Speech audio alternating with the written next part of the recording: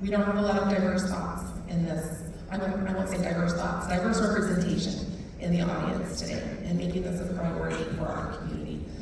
But when I was knocking doors last fall to tell my story and to explain that I was running to represent each one of you, that's why I ran. I think we do not have that in our community or our country right now.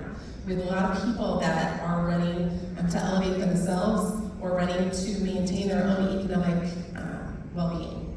And we need to start listening to each other again. And I learned at the door that most people are willing to do that in an individual conversation. Okay? I was not targeting Democrat doors when I was knocking doors last fall. I was hopeful that the Democrats would show up for me. And guess what the data told me? It was the smallest voter turnout in the 69th district, was the Democrat turnout. Okay? We have, in that 69th district, out of 15,000 voters, here are the stats. Okay, registered voters, 8,500 were Republicans out of 15,000. We had 3,500 in the middle. No, that's not right. 7,000 were Republicans. 5,500 were unaffiliated, and the balance were Democrats. Okay, so I have hard work to do to convince people to listen to me and understand that I'm here to represent you. I'm not here to represent a party. And I think party politics is what's killing this country. Mm-hmm. We are not listening to each other any longer. And it's very concerning to me that we can no longer have an idea and talk to a person across the aisle and say, this is an idea that will benefit people in your community and my community. How can we make it happen? So first of all, I want to say thank you to those of you that did the work on my campaign.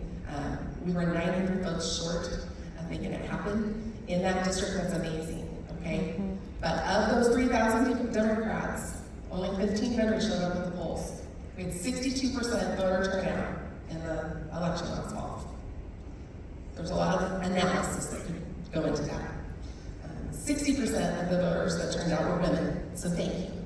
Mm-hmm. Oftentimes we don't support ourselves. We don't show up for our best interests. So we've got to motivate people to get to the polls. Like Sherry was talking about, it's so incredibly important. The most disappointing thing I think that I learned on the flip side were people who were super passionate about certain issues would come up to me and say, I'm voting this way because. And you go and you look at the voter list and who showed up to vote. Those people's names didn't even show up to vote in the election. I don't know if you know that or not, that's public record. Doesn't tell you who voted, it tells you your voter affiliation and whether you were there or not. Yes. It's public record.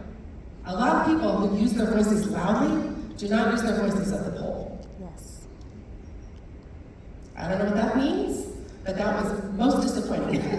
Most disappointing for me to learn. I am considering a run again. I know that I meant to run again. I don't know when I will run again, and I don't know what seat I will run for, okay? I'm going to commit to you to remain engaged. And the way I've been doing that has been to volunteer as Salina Grace, to volunteer on the Boys and Girls Club, to remain connected to people whose voices are not typically elevated. Because there are a lot of us in the room that have things at stake in this community because we're not talking about the real things that matter in our homes. And this one-on-one conversation that we're having today can happen in your homes, it can happen on doorsteps, it can happen in every single community group you're a part of, at your churches, at Salina Indivisible. Okay? We have to start talking about the things that really matter to us, and not just the really big ticket things that matter to us. Okay, but the little things. Like what our schools look like. That seems like a pretty big thing, but it's not on the radar of a lot of people. Did you know our school funding formula is being reauthorized this year? Mm-hmm. In 2027, it sunsets. Okay, so our current elected people are going to be in charge of the decision about how our schools are funded. And our school funding formula is not broken, actually. What's broken is we're not funding it. The special education piece is not being funded. Mm-hmm. Legally, schools are supposed to be funded at 92% special education excess costs by the state of Kansas. And I think we're just under 70% currently. So what that means is our schools are taking money that they're obligated to fund these special education students. We have to take care of our most vulnerable people in our buildings. There's no wiggle room in that. It is a mandate, and our schools have to do it. So they take money from the general fund, which then changes the picture for the rest of the students in the building, okay? So it's creating this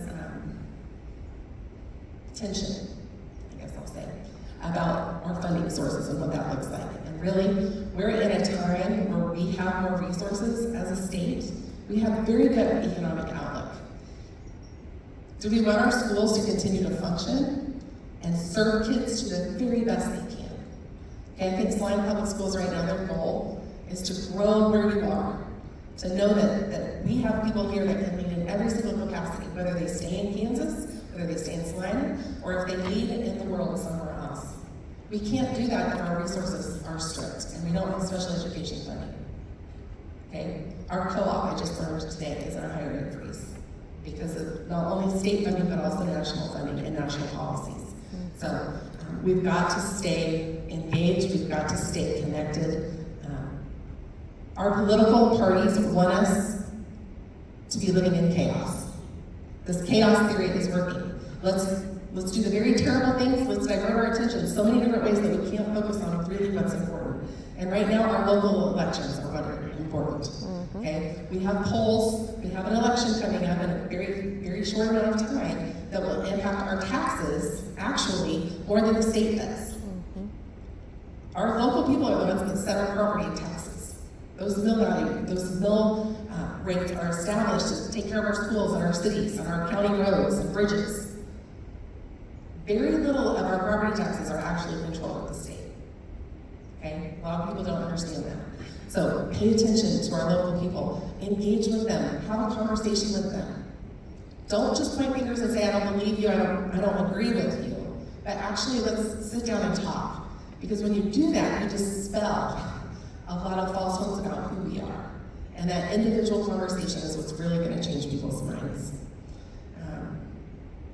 I came today, I was questioning Tammy whether I should even be here or not, because I have not decided what seat I am going to file for next, or what role that will look like. But I did want to come and just give you encouragement, because we are better together, and when we can all join together and work together like you did on my campaign last fall, it was amazing, the energy. We didn't have enough, but it was so incredible to make that gain in a very, very red district. I was at a church leadership conference 2 weeks ago, and the bishop from Indiana, her name is Tammy, I gotta get this right, Tracy Smith Malone. She's from Chicago originally, and she talked to us about leading with purpose and with power. And I'm not talking about power over people, because that's what's happening right now in our politics. But we have to have power with each other. When we relinquish power and we recognize our strength in diversity, the things that we can accomplish are absolutely incredible. And so that was a really, it was like a shot of adrenaline into my soul that I needed to hear to remember that darkness, this is Dr. Martin Luther King Jr. said, darkness cannot drive out darkness. And when we meet that darkness that we see with the same response, we're not shining that light. We're not changing anything. We're just getting sucked into the chaos theory. The rest of the quote. Darkness cannot drive out darkness, only light can do that. Hate cannot drive out hate. Only love can do that. And the only way we can love each other when we don't agree with each other is to talk and communicate and be in relationship with each other. And yes, we have the ability to share stories, maybe on social media, but I would say social media is driving a lot of separation and a lot of discord in our society. So how do we use that to change the algorithm? What are the messages we're putting into the universe? Anger consumes us. If we stay there, and I've lived there for about 7 months, of anger and grief and a lot of darkness, and I've tried real hard to stay in the light. And I think that we do that by showing up for each other and by being in relationship for each other. And I commit to you that I'm going to keep doing that work. I'm going to show up. I'm going to keep working. I just don't know in what capacity yet. So thank you for coming today, and I hope that you will engage with Sherry on her campaign. Support her the way you supported me. If any of you are interested in running for a seat, do it. I will support you. I'll help you learn how to do the work, and I promise you it is not the worst thing on the earth to spend part of your life doing, because you may make new friends like I did. So again, thanks for being here and engaging in the most important work of our lives.